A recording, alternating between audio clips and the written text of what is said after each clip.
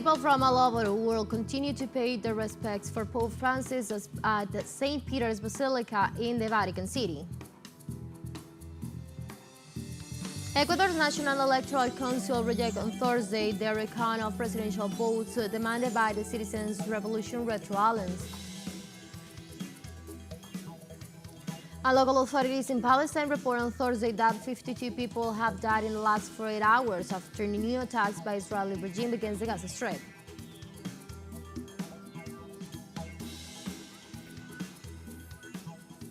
Hello and welcome to From the South, Ana Marrero from the teleSUR headquarters in Caracas, Venezuela. We'll begin with the news. Stay with us.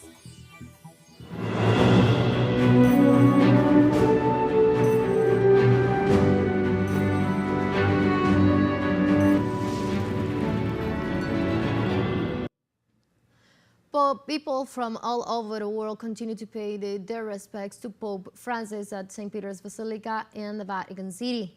Public viewing of the Pope's casket resumes on Thursday as the body of the beloved pontiffate lies in the state as part of the ceremonies that follow his death. According to the Vatican, from Wednesday morning until Wednesday afternoon, more than 90,000 people have gathered at St. Peter's Basilica to visit the humble coffin that Francis chose to rest in. Due to the constant stream of visitors, the visit hours were extended past midnight, as the Vatican said it will consider longer hours to meet the demand.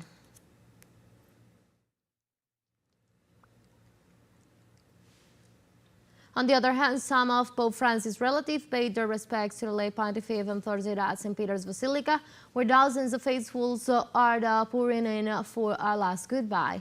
The late Pope is lying in stayed in a simple the coffin inside the basilica, which had to keep its doors open all night due to the higher than expected turnout. The basilica is battling a hushed silence as mourners from across the globe make a slow shuffling procession up to main cells to pay their last respects to Francis. In Russia, the first solemn masses for the late Pope Francis were held on Thursday in the cities of Moscow and St. Petersburg. The Mass in Russia's capital was held at 7 p.m. local time at the Cathedral of Immaculate Conception of the Holy Virgin Mary, led by the Apostolic Nuncius of the Russian Federation, Archbishops Giovanni Daniello. In St. Petersburg, on the other hand, the Mass took place at the Cathedral of the Assumption of the Blessed Virgin Mary. Another Mass is scheduled to be held in Kaliningrad on Friday, April 25th at the Saint Adalbert Church. Pope Francis died at Easter Monday at the age of 88 after suffering a stroke, setting off mournings in the Catholic world and days of rituals at the Vatican. His funeral will be held on Saturday in St. Peter's Square.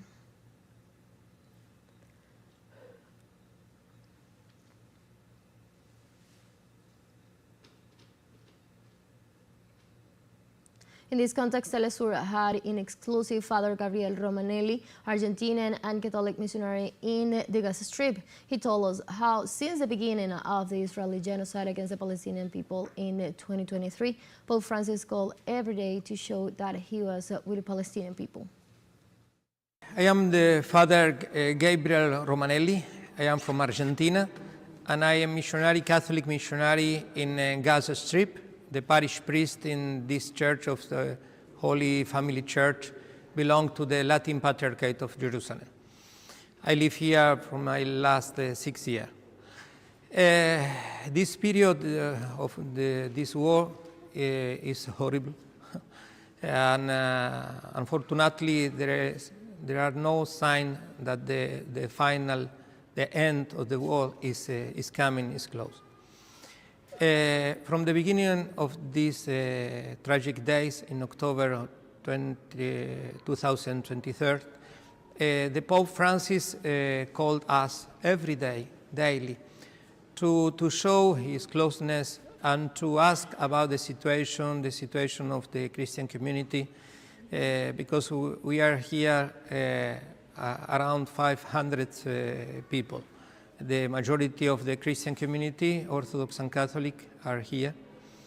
And so he sent the blessing. He asked to us to protect the poor people, the children, and thanks God, we arrived to help thousands of families, not only the Christian community, as well the Muslim community, so our neighbors. We received this news, the death of the Pope Francis, with, yes, it's very sad news.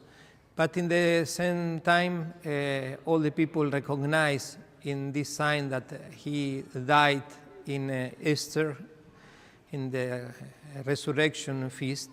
He recognized, the people recognize a sign of the love of God. The last call from the Pope Francis was the last Saturday of Glory. And he taught us thanks for our prayers, from every sin we made. In the same time, he asked about the community, and he sent his prayers and blessing.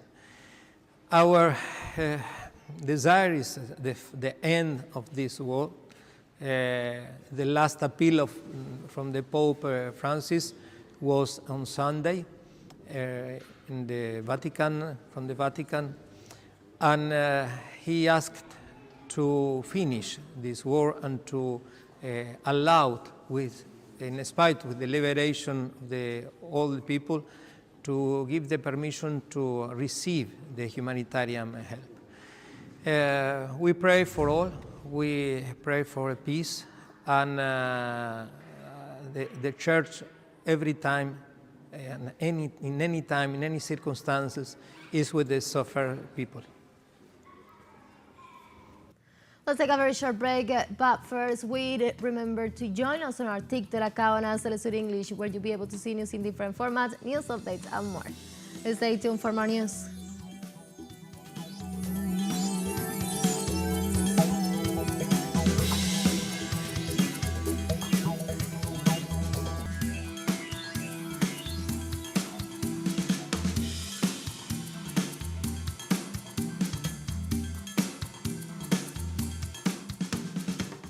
Welcome back to From the South. Ecuador's National Electoral Council rejected on Thursday the recount of presidential votes demanded by the Citizens' Revolution Red Islands. The Electoral Authority ruling declared without substance the claim presented by the left coalition and maintaining President Daniel Noboa as the winner of the elections. However, the head of the Electoral Council, Diana Tamain, said all political organizations still have the right to file appeals either to the Council or to the Electoral Contentious Tribunal.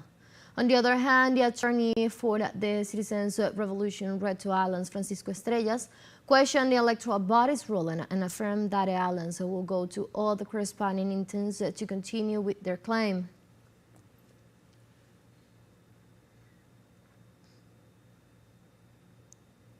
On Thursday, as part of the plan to return to the homeland, a new flight of the Venezuelan state-owned company Conviasa arrived with 316 repatriates from Mexico. Return to the homeland plan flights continues to arrive at the international airport in La Guaira State, in this occasion with 174 adults and 142 children and adolescents. These flights from Mexico is integrated by families of migrants. It is part of the government's measure to protect the integrity of the Venezuelan rights that have suffered discrimination after mass deportation policies by the United States.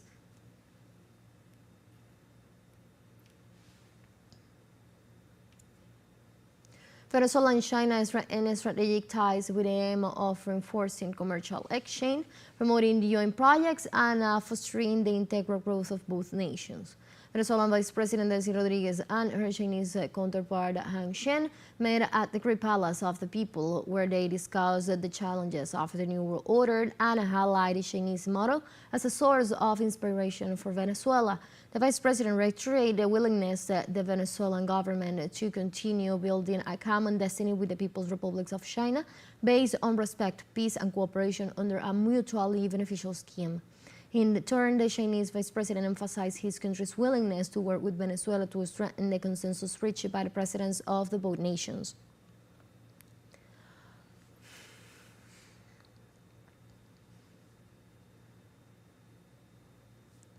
In Beijing on Thursday, China and Kenya agreed to elevate their bilateral ties to community with a shared future for a new era.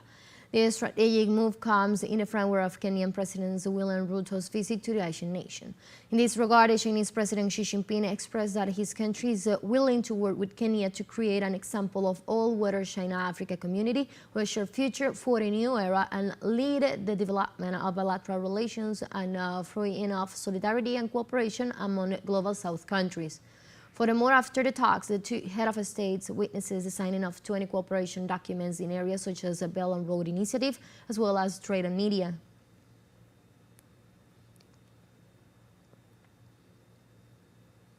The President of Mexico, Claudia Sheinbaum, highlighted her country's top ranking in the most recent report on the evolution of poverty in Latin America issued by the World Bank.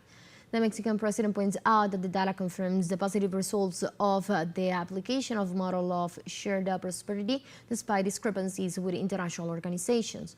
In addition, Sheinbaum underscores the favorable impact of the wage policy implemented by former President Andrés Manuel López Obrador, together with the application of welfare programs in strengthening the income of popular sectors.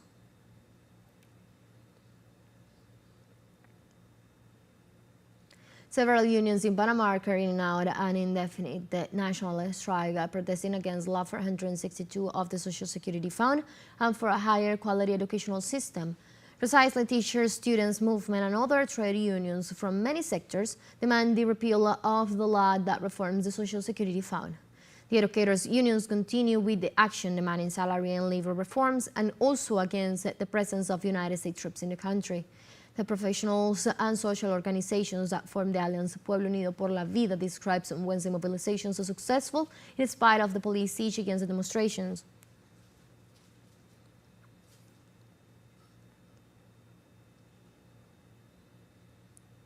The president of Colombia, Gustavo Petro, left the state of internal commotion in the Catatumbo region and in several communities of the department of CSAR.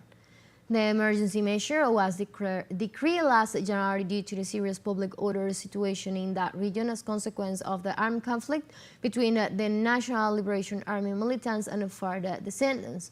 Despite lifting the president extended for 90 days starting on April 25th, the validity of 11 legislative decrees issued during the state of exception.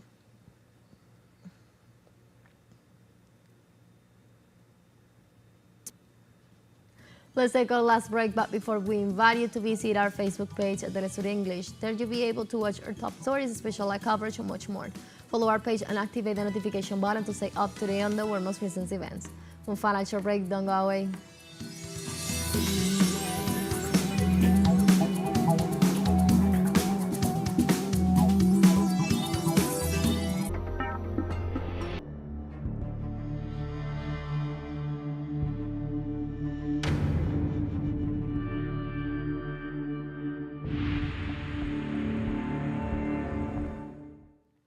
Welcome back. Local authorities in Palestine report on Thursday that 52 people have died in the last 48 hours after new attacks by the Israeli regime against the Gaza Strip. According to the authorities, 39 were killed directly in their raids against the city of Gaza, while 21 others lost their life in other bombings in areas of the north of the enclave. On the other hand, health authorities report 1,850 deaths and more than 5,000 wounded since the resumption of Israeli attacks. The Palestinian resistance movement Hamas has reportedly made efforts to reach a permanent ceasefire deal, but Zionist regime rejects them.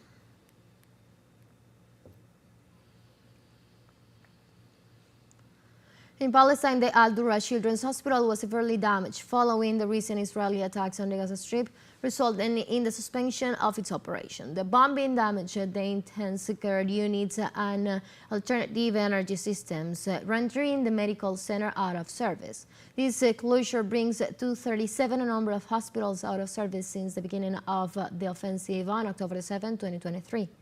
The Palestinian Civil Defense reported the rescue of several wounded and stressed that many people remain trapped under the rubble of the Mohammed Al-Dura Children's Hospital. On the other hand, in the south, Israeli forces demolished several houses in Rafah and Khan Yunis, and Al-Maghazi refugee camps were also attacked.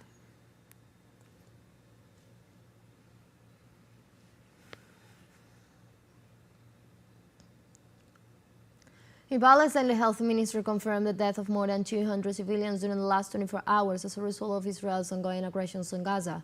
Health authorities also report Zionist airstrike target a former police station in Jabalia, which left at least 10 Palestinian civilians killed and thousands wounded. A recent report by the health agency states that since the resumption of the genocide on March 18, the death toll has reached over 51,000, while the number of wounded exceeded 117,000.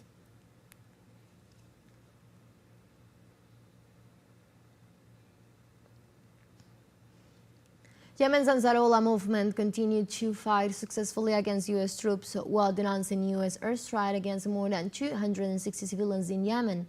The Ansarullah movement reported that it forces carried out night clashes using 27 cruiser missiles and drones, preventing the passage of U.S. and Israeli ships in strategic areas.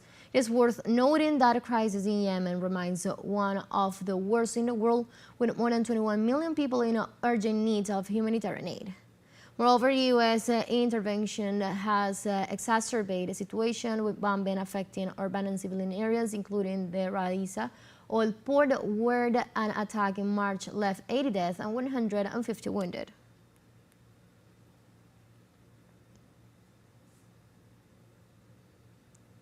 The government of Lebanon demands an end to the Israeli occupation of the 5 hills of the country's southern border.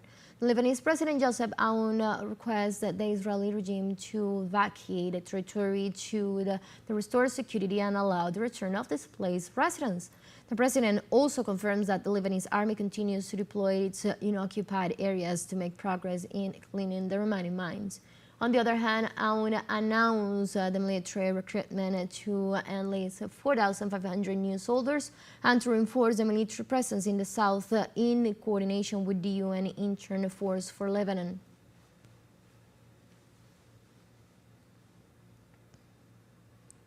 Syria reports new Israeli attacks southwest of the city of Damascus, in addition to a ground incursion by Israeli troops with armored vehicles and military vehicles against the villages in the area. Syrian citizens denounce violations by the Israeli occupation forces and call for an intervention to stop the aggressions and blockade against farmers, herdsmen, and beekeepers who are prevented by Israel from accessing their lands. They also denounced land incursion in the cities of Damascus, Kinetria, and Dera by the occupation forces, as well as the taking of control of the buffer zone and the advance towards the border areas.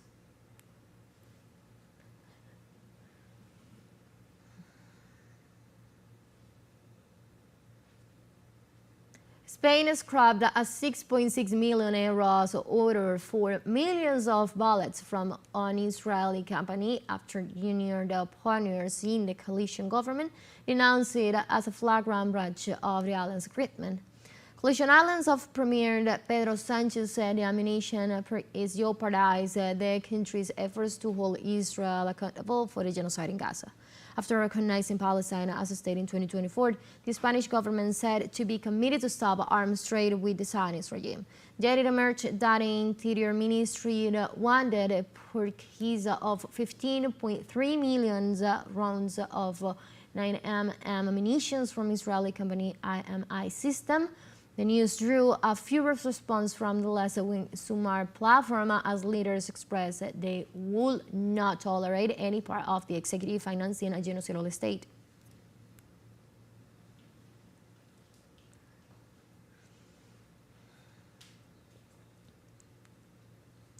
Thousands of displaced Sudanese are arriving in camps in the North Darfur region of Tawila as the African country's brutal civil war reaches a 2-year mark.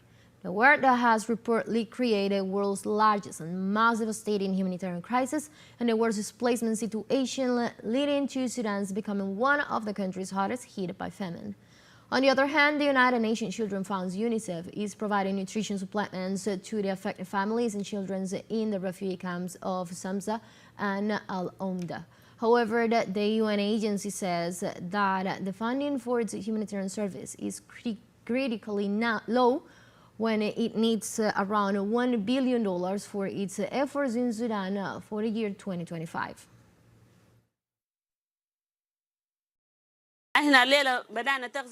Today, we are here to provide nutrition support to children between 6 months and 59 months old. In some families, 4 or 5 children are suffering from acute malnutrition. We're seeing many cases of both severe and moderate malnutrition. So far, we've helped more than 2,000 children here in the camp, and there are still many more in need of support. We've also spoken with several mothers who told us, our children are not eating at all. We are living through extremely difficult circumstances. We have been displaced 6 times from different locations until the fighting reached us here. Our children are not eating, they are suffering from malnutrition. The food available isn't enough for babies and young children. That's why they are malnourished. Most children are surviving on just 1 meal a day. And we have come to the end of this news brief. You can find these and many other stories on our website at telesurenglish.net. You can also join us on our socials. We're on Facebook, on X, and on Instagram as well. For Telesur English and from the South, I'm Ana Marrero. Thank you for watching.